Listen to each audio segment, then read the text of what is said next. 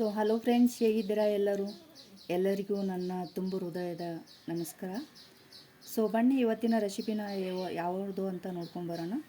ಇವತ್ತು ಗಣೇಶನ ಪ್ರಸಾದಕ್ಕಂತ ಸ್ವಲ್ಪ ಸಜ್ಜಿಗೆ ಪ್ರಸಾದನ ಮಾಡ್ಕೊಳ್ತಾ ಇದ್ದೀನಿ. ತುಂಬ ಈಜಿಯಾದ ರೆಸಿಪಿ.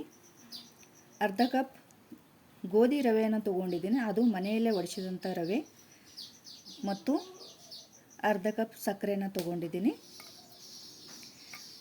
ಒಂದು ಏಲಕ್ಕಿಯನ್ನು ಹಾಕ್ಕೊಳ್ಳೋಣ. ಬನ್ನಿ ಈಗ ಮಾಡೋದು ಹೇಳ್ತೀನಿ. ಸ್ವಲ್ಪ ಎಣ್ಣೆಯನ್ನು ಹಾಕ್ಕೊಳ್ಳೋಣ.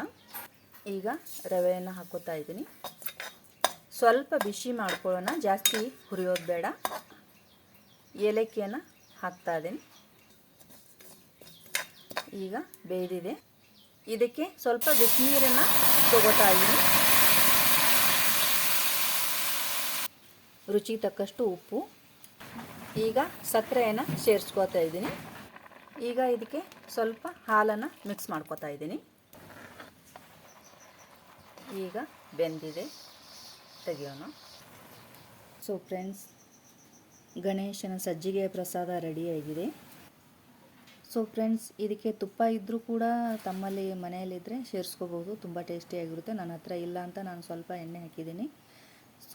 ಈಜಿಯಾದ ರೆಸಿಪಿ, ಮನೆಯಲ್ಲೇ ಇರೋ ಮದ್ದನ್ನೇ ಹಾಕಿ ಮಾಡುವಂಥ ರೆಸಿಪಿ ಇದು. ಎಲ್ಲರಿಗೆ ನನ್ನ